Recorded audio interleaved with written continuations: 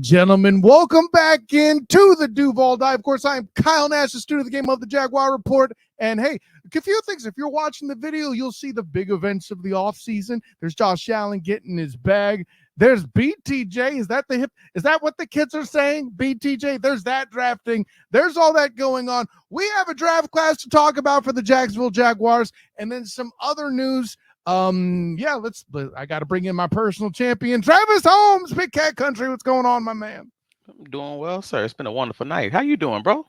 Hey, man, listen, I'm juggling, and I'm excited once again. Listen, I've been wanting to see your reaction to this draft, and don't worry, I have plenty of hugs for things that did not go the way as you and our guest planned, our second guest here of all time here on the Duval Dive, and I could think of nobody better. He's a man who might need a hug or two because some things didn't go exactly the way I think he wanted, but we'll see whether or not we thought it went well overall. Jamal Saints here, News4Jax. What's going on, my man? Hey, it's going great. Appreciate y'all having me on. Hey, listen, I know you're all smiles. I know you how to present. That's what a good anchor does. But listen, bring it in. I know they didn't get Fuaga. I got you, homie. Come here. Look, I wanted a big lineman just to improve that offensive line in front of Trevor. But look, I have very few complaints with how they handled the first round. Very few. Okay, fair enough. And listen, I think there's really only one team NFL-wise that people are generally complaining about. But wait, listen, this isn't that kind of show. That's more of a cousin of the night. Anyways, what? I didn't want to just say fraud cons and make it that obvious. You know I went dad joke, Travis Holmes. Oh, no. Anyways, let's get some other news out of the way. I don't know about you guys, but I was a little disappointed where Jacksonville's own Bruce Leroy, a.k.a. Zay Jones, was released. You can laugh all you want. You know I'm right. He looks the part. He does look like it. Listen, for me, and I know that there was some conversations that Travis and I had kind of off to the side. I actually know we talked about it last week on the Duval Dive for the first round. I had said that an argument for those who hadn't seen the tape, an argument could be made that Brian Thomas Jr., BTJ, right? I got to be hip. BTJ was essentially a second Zay Jones type. Maybe, I don't know. Well, somebody thought so, and the cut was made. Zay Jones released. Jamal, give me your response. I don't know if I'd call him a Zay Jones type. I don't know if I'd go that far, but I mean, in this offense, he is going to play the position that Zay primarily played. Mm-hmm. I kind of look at this move like they were kind of doing right by Zay.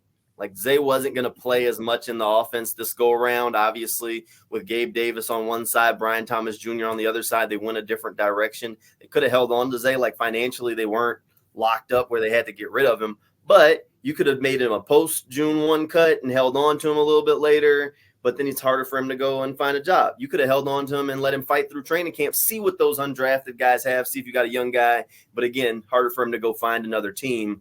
I think this was kind of one of those, Zay, we appreciate you kind of moves, so we're going to go ahead and move on, give you plenty of time to go find another team where you can contribute and play a role. Oh, and Travis, I know you and I talked about in preseason last year that the receiver core overall, not necessarily at the top. You know, you had your concerns about Calvin Ridley, and a lot of which he proved them right, I'll be real.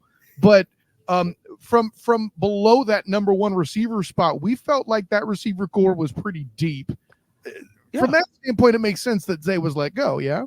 I mean, overall, I thought the receiver core was solid below Calvin Ridley because they were able to at least show that they were solid in the 2022 season. We know that they weren't necessarily that top tier elite, number ones to make teams shift coverage to overall.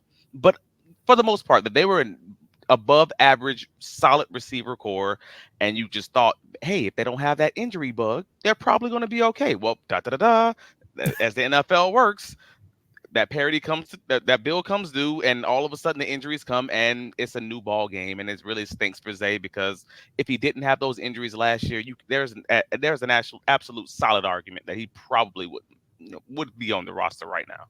Yeah, well, and we mentioned the bill coming due, of course, as we've cited, the cap number certainly significantly less with BTJ presumably taking that spot. Rookie camp, mini camp coming a week from this weekend. So, and I listen, I know if you look at News4Jax and us, we're going to have plenty for you to talk about once that happens, I'm sure, with all that. But that being said, let's segue gently then with the wide receiver, BTJ being the first round pick. Everybody on this panel had the Jags going a different direction. Again, I'm sorry, Travis, that your opportunity for your half dozen mocks with Jaguars at pick 17 did not come to pass. But before we get into the player, listen, all I keep hearing, if I can't hear any more about fleece involving the trade with the Minnesota Vikings to trade back, I'm going to start a sheep farm. Jamal, this is the good that Balky does in the early parts of drafts, getting teams to do that sort of thing. It's almost kind of like my favorite GM, John Lynch, doing what he does to teams. It had that feel of, oh, why, thank you, value in that moment, right? Look, I mean, honestly, they call him trade back Trent for a reason, right? Look, he pulled off the deal, so it's huge. That was a deal, and that's kind of what sold me on it. I kind of said earlier, I can't complain about the process. I think ultimately, if they stayed there, they would have taken Brian Thomas Jr. They were clearly that high on him, and clearly that low on this year's cornerback class as far as the first round talents go. Anyway, look, you can't complain. They've kind of doubled down and said, all right, we need to figure out a way to get this offense to be more vertical. It wasn't that a year ago. So you go in and bring in a guy like Gabe Davis, who has made plays down the field consistently in Buffalo. And then you go get a guy like Brian Thomas Jr., who, if the pieces come together, is a number one in the NFL. At worst case scenario for him, he's big, he's fast, he's going to stretch the field, and teams will always have to account for him. So his worst case scenario in the NFL is a guy that has a role as a deep threat and is just that one guy. And that's even something that the Jaguars haven't had, like a true deep threat wide receiver in I don't know how long. I mean, I would count DJ Chark, but because of his injury situation, how useful really was that? No, I get where you're going there. How quickly you expect him to be that guy, though? If I mean, you're talking about this high ceiling he's got. Like, you're not seeing that in year one, Ryan. I can't imagine you'd see it in year one. You probably see some flashes. You want to see flashes. I think this year he's going to have a solid season. I'd say probably in the neighborhood of like 700 to 800 yards, throwing like 5-6 touchdowns for him. So I think he's going to have a pretty good year. I think it's going to be equivalent to some of the production you saw from Zay as far as numbers wise. But you'll see flashes, and you think maybe year 2, year 3, all of a sudden you start seeing maybe those flashes to be more consistent. It's just like just about any other rookie where you just want to see the flashes early. I think they drafted him knowing that he wasn't asked to do some things at LSU that he's going to need to do in the NFL. And that's not to say he can't do them. They just didn't ask him to. So it's going to be a learning process for him of being asked to do it in a game, and for the coaching staff of figuring out, can he do it at a high level in the game? And guys, I know I'm setting the table to just get a bunch of nods here, but like, I can't imagine other veteran receivers in a locker room that'd be a better influence than Gabe Davis and Christian Kirk. These guys are absolute workhorses. And Jamal, I know you've been covering Christian for a while. I'll tell you this, covering Gabe Davis, he's been that dude since he was a college student at UCF when I was covering him with the black and gold banneret. Bing! So with all that in mind, it's promotion, Jamal. No, listen, I mentioned all that to say, like, I think I got to go back to you with Travis, because I know there's going to be a connection. Jamal, jump in where you feel comfortable, but this is a make Etienne great again move as well, right?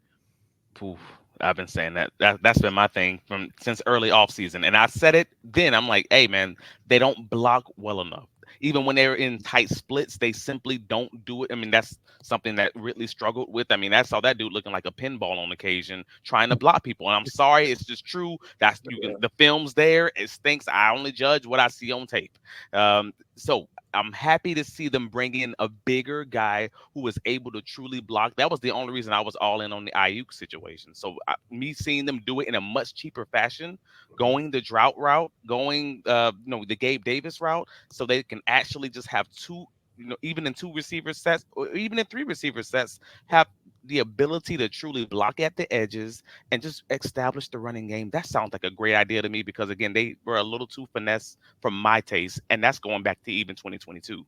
Where the pencil whipping was the main point of the offense. Doug Peterson, again, it all comes down to coaching matchups, really, or at least it did in 22. In 23, I don't really. Let's put it this way: he was this close to beating an Andy Reid team in week 2. So, Yeah, I'm just saying in the way that it worked. Like I think they won in all the margins in 2022 in the second half of that season, and I'm not disillusioned enough to like not believe that. Even though I love the team, like I can still look at the film and say, all right, man, they won in the second half of seasons in a lot of close fashions.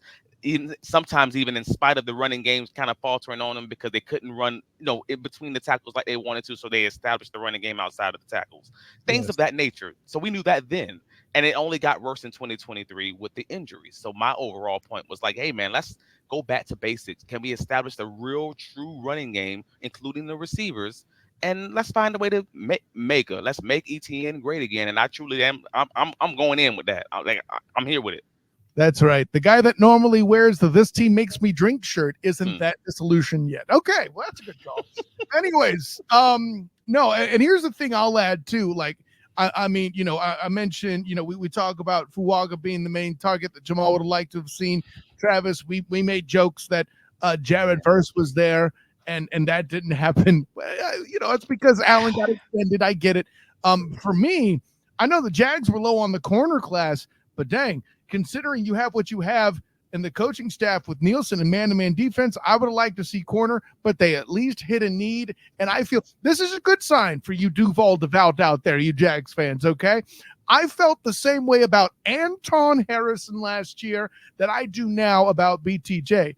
Right receiver, I'm not sure he's the wrong guy, the correct guy. That being said, I did not watch a whole lot of LSU other than the kickoff classic where they came here to Orlando to battle FSU in week 1. And I was really relatively unimpressed because Jane Daniels had to do a lot of work in that game, and they still got murdered in the second half. So, obviously entire seasons are a thing. I didn't get a whole lot of time in film with LSU. That is what it is. This is what happens when you're focused on a team that's, joining a Power 4 conference for the first time, all that other stuff. But if you're superstitious, I feel the same way as I did at Anton Harrison. And listen, he's a guy, if anybody gave O-lineman credit, that should have made ballots for Rookie of the Year. I said it. But if no one else fights for my fat brethren, who will? Speaking of beef, Mason Smith, I keep saying that wrong. Mason Smith in round 2. Jamal, give me your thoughts on this. This one I'm hearing kind of both sides of the tracks. This is good. That's not. I don't know. Where do you fall out? He was a guy that I kind of had an inkling would end up in Jacksonville one way or another. I didn't think it was going to be in the second round. So like I don't hate the pick because I really love the upside of this dude. But the second round is a little bit of a reach. But then you listen to him talk, you hear the personality, you hear like his dedication. The only reason I didn't pound the table for this being a bad pick or a reach like some of the other, I guess, national folks kind of did. So Mason Smith, if you go through his background, he was on the All-SEC team as a freshman. Then he got hurt. Then he comes back. He's having a fantastic spring. LSU's raving about him. And then the season starts and he tears his ACL. He misses that whole season. And then, ACLs for different people heal differently. And last season, he didn't look like the guy that people thought he was, right? Until maybe the end of the season. And he self-admitted that he didn't feel like himself until maybe the end of the season. And the stats say that. You don't even have to go past the box score. You could look at it. All of a sudden, he starts getting sacks in the last couple of weeks of the season. And then you go watch it, and he starts to look like it. If the light is on, this guy would have been a first-round pick. I mean, he has that sort of size, that sort of difference-making ability. And the only people that know the injuries he was going through, what he was asked to do out on the field, how hard he was attacking the rehab program are the LSU coaching staff. And it just so happens that his defensive coordinator for the last 2 years is on the Jaguars coaching staff. So I'm just saying, I feel like they got a pretty good source on this one, on what he was being asked to do and how he was attacking it. And if this guy felt like he was just loafing out there or if he was just not healthy. So I'm going to go with that inside information. This is almost insider trading, gave them a hint that this guy can be that special player that everybody keeps saying the ceiling is, that people thought he was when he got recruited, and then after that fantastic freshman season. So the upside's there. I mean, this is a home run kind of swing. I kind of was talking through it the other day, and tell me how you feel about this. I think he's defensive Walker Little. Okay, that's interesting. Yeah. The draft pick. He's the defensive version of the Walker Little pick. I'm not mad at it. Yes, and listen, I like everything you said about the coach bringing in information. It's almost like as if he was in-house. Just I don't. Nobody's made the pun yet. It had to happen. Wow. Yeah, listen, and I know from talking to you, Travis, you've said a lot of the same things. This is a guy recovering from injury, Right? And he's given you a lot of wait and see. And Jamal, you make the great point about the stats, because even when a D tackle, to me at least, to somebody who follows beef as closely as I do, when a D tackle's recording stats, that reverberates, because that's not his main job set necessarily. And Right. if you're somebody who's trying to get stats, that's a good way to do it. I got to go to our resident DB here, though, talking about Jarrian Jones, man. I mean, this might be my favorite pick overall for the Jags. I don't know. Yeah. What do you have? Jarian. That one's Jarian. Well, there you go. See, He corrected us on it because we were calling him Jarian too. He said, "No, it's Jarian." I've been practicing it, trying to get it right. That is a jarring adjustment. That's what I'll say. Anyways, Travis, go ahead. No, that was, there's no might about it. And I know I'm supposed to love the first round pick the most because it's the first round pick. I don't care about any of that. I am a DB at heart. I am a DB in position and coaching and all of it. And that pick was my favorite pick. I mean, we talked about it before the draft. We talked about it in my mocks. If we didn't leave that draft with Nardo Green or Jarrian Jones, I was gonna have a problem. Like, that was where I was. That was my starting position. So the fact that we got one of my guys, and in reality, we got three of my guys. Hey, man, I'm jumping off the building. I'm ecstatic right now. Like, because if I'm wrong, if Trent Baalke's wrong, then he's wrong with me, and at least I feel a little better about that. Like, that sounds selfish. I don't care. It is what it is. We cooking in this kitchen, but damn it, if we set the fire, we both at fault. I'm gonna help him find the fire extinguisher. Bingo. But no, and also with the Mason, with the pick, I got into this conversation with another Jaguar media member. I don't know, Tuesday this week, talking about the pick and how they didn't like some of the stuff that they saw on film. And I'm like, have you watched the last 3 games? And that was always my starting point. Like, he was rough to watch in some of the earlier games in the season. And I'm not going to lie about it. Like, Alabama, he basically wasn't on the field. You may as well just say that. Like, it wasn't there. I'm sorry. That's people who are healthy. I'm too. calling it what it is. But the last 3 games of the season, Texas A&M, the Wisconsin game, and it was another one like Georgia State. Those 3 games back to back, when they had him at that nose tackle, and he was pressuring all freaking game. Every time they put him in a one-on-one situation, the man was dominating. And that to me was like, all right, that's what they saw. Cool. Yeah. They figured out where to put him. They figured out how to use him, and he let him show out, and he showed out. And I think that, if anything, that was what gave them the seal of approval. Yeah, no, I shan't front on any of that. I think we're in a consensus on that too. But let's head over to what would end up being the 4th round pick for the Jags, the consolation prize that the team attempted to offer Jamal, bringing in Javon Foster on the offensive line. I think this is the pick that's gotten the most questions so far that I've heard. Where do you stand on it, Jamal? Questions? I don't know why anybody would look. I thought I still think that they need depth on the offensive line. I've seen enough of this group, and I think I understand putting Mitch Morris in the middle is the idea that it's going to fix all of the problems.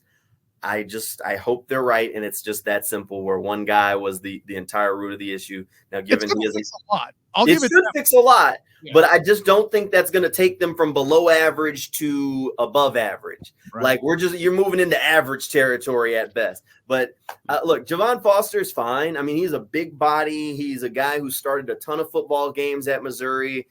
He got into football late. I think he got into football at 16. His dad, he has NFL bloodlines. Pops was a Houston Oiler. So I don't hate the pick. You start getting in there, there are things that I just believe in fundamentally. Like, once you start talking NFL bloodlines, I think NFL is an athletic game, and you can kind of start to look back at that. There's also something towards having a father or someone, a family member who's been there, done that in the league, that you can kind of help you early on. You have that in-home coaching or in-family coaching. Right. And he said his dad never pushed him to play football. He just told him while he's playing basketball, one day you're going to get out on the football field and you're going to find a home there.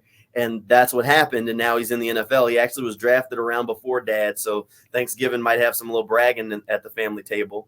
But look, I think Javon Foster is a fine pick. I think he's a big guy. I think he's going to be a swing tackle. I don't know if he's ever going to develop into a starting guy that you really want on the field, but he can play on the left and he can play on the right. And they're kind of getting to a point where more than likely Walker Little's not on the team past next season. So you're going to need another swing tackle. And Trent said it multiple times. Doug said it multiple times. It's a 3-tackle league. You need 2 starters and you need a guy who can back up both of them. And if Javon Foster can be their backup swing tackle for the entire duration of his rookie career, maybe into the future, then you know what? That's pretty good. Well, and I think they're drafting him to be a 25 starter too. And something we talked into a little bit at length with Tony Wiggins at Locked On Jaguars when he was on last week was Walker Little and Cam Robinson will probably both be gone at the same time. I don't like that. I would love to keep Walker Little in the building, but that's a whole other conversation. No disrespect to Cam Robinson, but as a guy who was a Jimmy Garoppolo supporter, as a Niner fan, eventually even I said, listen, the best ability is availability, and you ain't got it. I think you even talked about that on the Spaces too, by the way. But it's mad appetizing to have 2 tackles on a rookie contract. Sure is. Yeah, hey, listen, now you're talking business, and I like it. But here's what I'm getting to. The upside for Foster to step in, if he's got the talent and make an immediate impact and not just be a low contract, but a bookend of low contracts with severe cans of whoop ass opened on a regular basis on the tackle spot, something this group needed, and listen, Anton Harrison was thrown through the ringer. But by the way, the consolation prize is you got to go like Walker Little and protect that side of the ball. Well, the good news is Anton Harrison's moving left side, I would assume. And now, let's put it this way. If they're going to try to pick on somebody, it is going to be Foster, and it'll be a matter of whether he can step up to it. He's going to see time. I'm confident in that. Well, next season or the season after? You talking 2025, right? But 25 is what I'm talking about, where he has that potential to be the low salary. Yeah, I transitioned quickly on you. Well, you know me. I love secondary play. I love receiver play and quarterback. I all the skill positions I'm good at. When you're talking offensive line, like, hey, that's a whole nother conversation. I'll be honest. I'm gonna listen to the professionals who deal in that. Nate Tice, cool. Brett Goldman, cool. The PFF guys, awesome. I know some people don't agree with that. I don't care. I listen to everybody and just come to my own conclusions. And all of those guys have all stated, hey, Javon Foster, when you're talking about developmental tackles, he was the best of that second group. Cool. Hey, I'm on board. At that point, I don't know enough to not be on board. That sounds good to me. That's the draft and develop, please, coaches. So from this point, Jamal, I'm going to give you free reign on the rest of the picks. Which one was your favorite among the remaining group? My favorite among the remaining, that's easy. Cam Little. Look, that one's easy. I mean, some of them other ones, some of these late picks, I'm like, what are you doing? Like, I'm sorry. Kid from Texas. Seems like a nice human. And I know he's going to be a kickoff returner, but I'm not on that one. But Cam Little, I mean, he is a uber confident kicker. I mean, you listen to the kid talk, confidence is through the roof. He straight up said it. Look, I smashed every workout I had, and somebody else picked a kicker ahead of me. Jacksonville's going to enjoy this pick. I'm like, I love it. Sign it up. Book him, send him out there. I mean, this kid grittied after kicking as a freshman down at LSU after kicking a game-winning field goal. As a freshman to do something like that? Come on now. And Jacksonville has been, ever since Urban kicked the kicker, it's been like a revolving door of kickers around here, just looking for a guy who could put it through the uprights consistently. They thought they had it in McManus, and then we don't need to really talk about some of those missed kicks midway through the year. But I think Cam Little is the kicker of the future. And I mean, that one, like a lot of people were saying, look, the Jaguars need to draft a kicker. And a lot of us were like, I just don't know if Trent's going to pick a kicker. Like it just didn't seem like something that he would do. So I'm really glad that he did it. I think that's by far my favorite day 3 pick. Well, and that cloud hanging over the franchise, certainly. Listen, that as big and strong as Trent Baalke's brow is, that's how much weight fell on him to make that pick. Travis, I can see you're drooling. What do you got, buddy?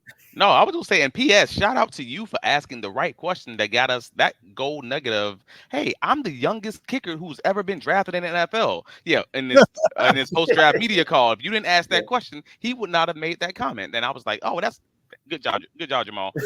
So now it's good for me because I'm like, wait a minute, this dude's going to be a 21-year-old millionaire at the start of rookie camp and the start of training camp. He's going to be a millionaire who can't drink. That's wild. That's wild. Hey, listen, I had to write that same article about Taylor Hendricks for the Magic when the Utah Jazz came to town here, but that's a whole other question. I'm mixing in the black and gold banner red again. Ding, my bad. But yeah, that's still weird. Hey, you're rich. Can you spot me the Uber? I know you can drive home, but I can't. No, that's funny, man. Listen, I think there's a lot of things there.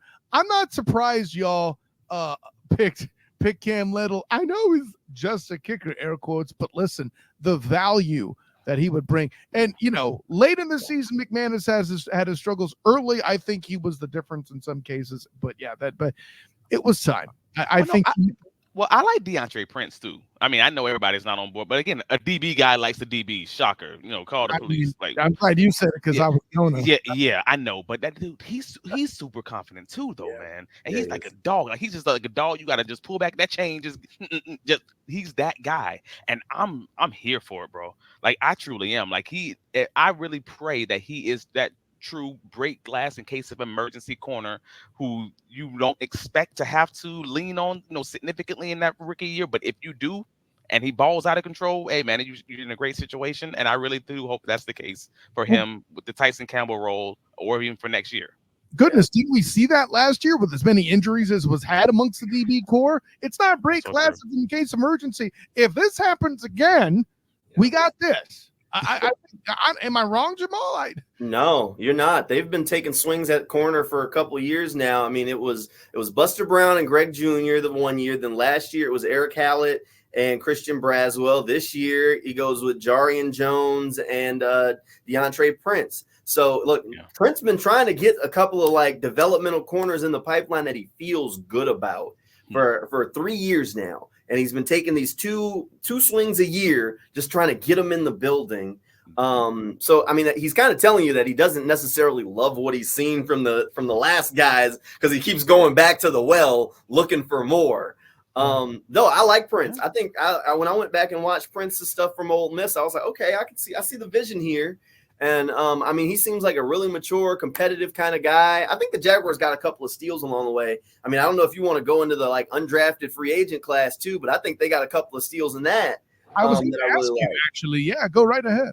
Yeah, I mean, so I really like David White Jr., mostly because he's from Jacksonville, went to Westside High School, gets to play for the hometown team. So rooting for him more just because he's a Jacksonville guy. Got to talk to him lead up to the draft. And really nice, humble kid, hardworking. So definitely rooting for him. But Andrew Parker, I know a lot of people are talking about Cephas, but Andrew Parker, the linebacker, uber athletic, App State guy. I mean, they went and dug in the crates to find this guy. I mean, they got Cooper Hodges from App State last year. They're going to get Andrew Parker this year. I wouldn't be surprised, especially with these the new kickoff rules, or why I keep looking at these linebackers, because Trent said it himself. And you think about the way the rules are, you're not going to see the Tim Joneses, the as many corners lining up on these kickoffs anymore. I don't think. I think they're going to go for those more linebacker types. You'll see more defensive linemen, athletic defensive linemen out there because it's this 5-10 yard collision, and you need guys that can disengage. Right. So I think you're going to see more guys like an Andrew Parker, who is an uber athletic guy with decent size, who could be a developmental linebacker, but he's going to be a guy that I think is going to be on special teams on that unit. Those are the types of players that this is going to be geared towards. And listen, I would love to have chipped in as I covered the Cure Bowl where App State participated, but there was 2 inches of rain during the football game. So I don't know how much evaluation I can actually give you from that standpoint. So with all of that being said, listen, I mean, I hate asking for the grades, but this is really kind of the best way to kind of evaluate how someone feels right now about the draft. So let's get all the obligatory grades mean nothing. Everything's based on how we feel. It's really what happens years from now, blah, blah, blah. Great. Jamal, how would you grade this draft? I got it at a B-. I'm like right above on the line between a B and a C for it. Love the process of getting to Brian Thomas Jr. in the first round, the trade back, getting the picks for the future. Love the Cam Little pick. Kind of felt like the Mason Smith pick was a little bit of a reach. The last round pick wasn't in love with it, even though he's an uber athlete, long arms. I know Trent couldn't help himself with a guy like that. But I just kind of felt like some of the day 2, day 3s could have been were a little off value-wise, but I don't hate the draft. I love the potential. I think they got bigger, physical. He went to the SEC well, which, I mean, it's tough to go wrong with trusting SEC football at this point. So don't hate the draft. I think there's a ton of potential there that in a couple of years, everybody looks at this and says this is a cornerstone kind of draft, but we got to wait till the guys get on the grass, of course. Yeah, no, I can't front on that. Travis, where are you? Yeah, I guess Jamal would say I grade on a curve. I gave him a B, solid B. Seeing as he gave him a B-, I guess I'm a homer nowadays. But yeah, shirt on today. It does. Hey, I'm in agreement with him, man. This might have been one of the best processes I'd seen from Trent Baalke so far. Like, in spite of the fact that he tried to trade up and couldn't trade up, and that is concerning because that's 2 years in a row that we now have.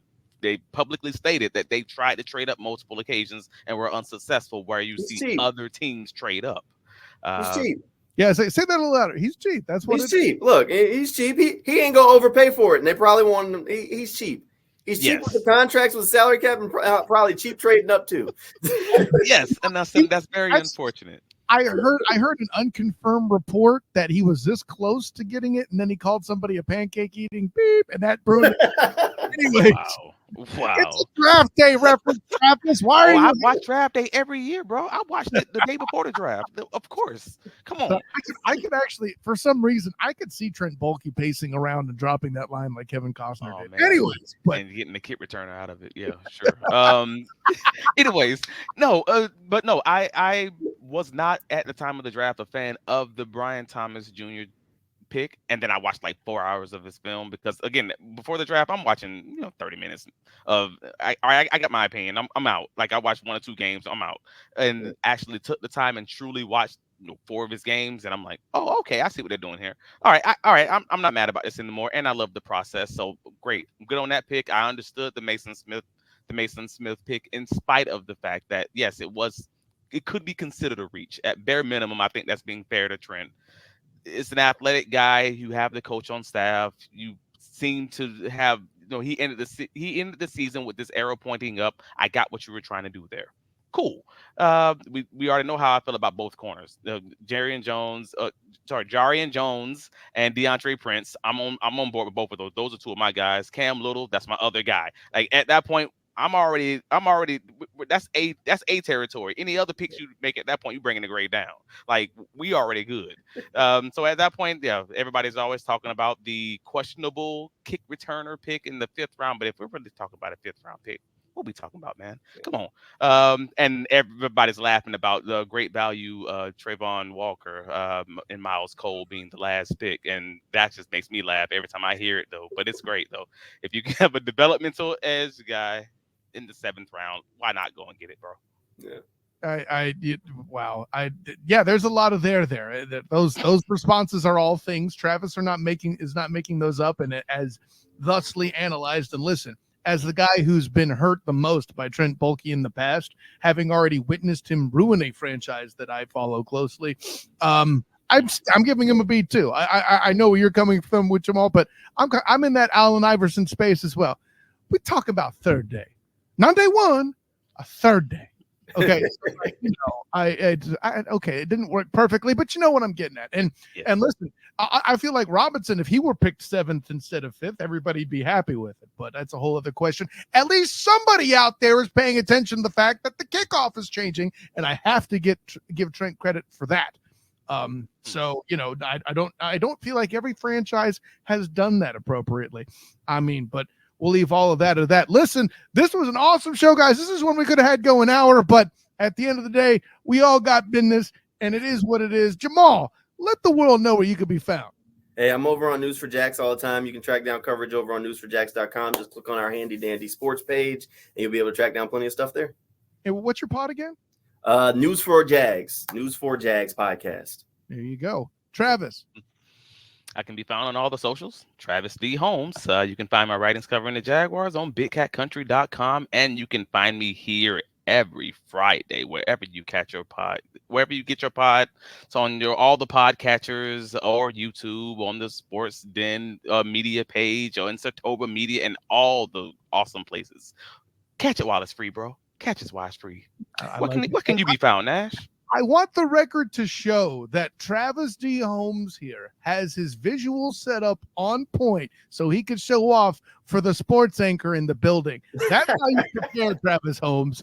And listen, make sure you check out the video version if you haven't caught it on the podcatchers, on the Student of the Game podcast channel there, on all the podcatchers. Like I said, of course, I am Kyle Nash, the Student of the Game. You can find me on Twitter, Threads, and Instagram at the SOTG. Find me on Facebook as a Student of the Game. Check out my writings with the 3-point conversion, the black and gold banneret, and the Jaguar report, as well as my coverage of the Orlando Magic with A7BN Sports. I will be in the building for Game 6. Let's see if we get a Game 7. Now, 1 point away from this being Imagining 6. I was this close to looking like a potential genius, but hopefully the Magic maintain the platitude that the series doesn't start until somebody wins an away game, and hey, hopefully it's them in Game 7 on Sunday. But with all that in mind, special thanks to my guy Jamal St. Cyr, always at the ready, always flexible when I double book myself.